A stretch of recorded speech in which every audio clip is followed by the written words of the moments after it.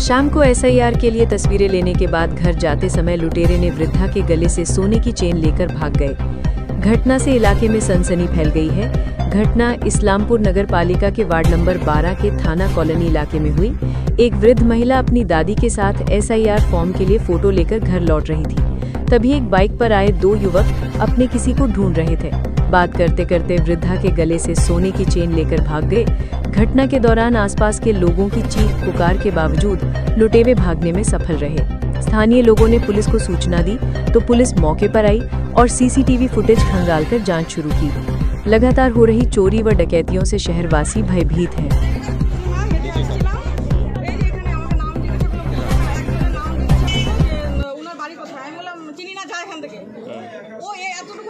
আস্তে আস্তে যে ওনার ইসে থেকে আমি বুঝতে পারিনি যে ওরা এমনি হয়তো আমি ভাবে যে নাম জিজ্ঞাসা করেছে আর সেই যে টান দিয়ে নিয়ে চলে গেল। কয়জন ছিল বাইকে? দুজন। মুখ কি বাঁধা ছিল? না, মুখ বাঁধা ছিল না। চিনতে পারছেন কি? আমি এখন দেখলে চিনবো ওদেরকে।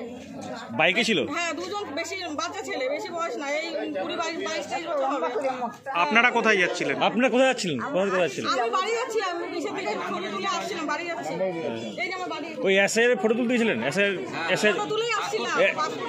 এসআইআর জন্য? হ্যাঁ হ্যাঁ। আপনি কে হবে যার চিন্তা? কত কি কিছু নিয়ে গেছে? হ্যাঁ, সোনার মালা ছিল। কত গ্রাম? 7 গ্রাম। কি নাম আপনার? পুলিশকে জানিয়েছেন? না, এখন ফোন করা আপনার নাম?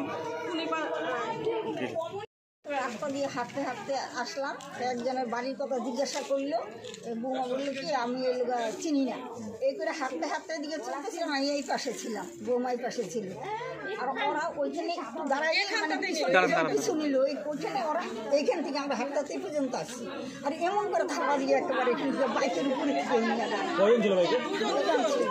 সাদা জ্যাকেট, একজনের সাদা জ্যাকেট ছিল, একটু লম্বা করে একজনের গোল করে একটা বাচ্চা ছেলে, বেশি বয়স হেলমেট ছিল?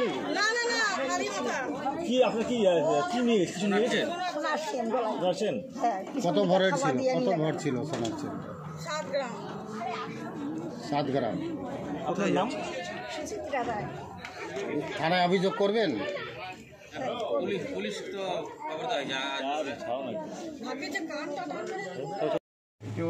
উনি হচ্ছে আমার স্টাফের দাদা। তো উনি ওনার যে বলেছিলাম ওখানে দেখা হলো ওনার সঙ্গে, তো ছবি তুলে বাড়ি ফিরছিল।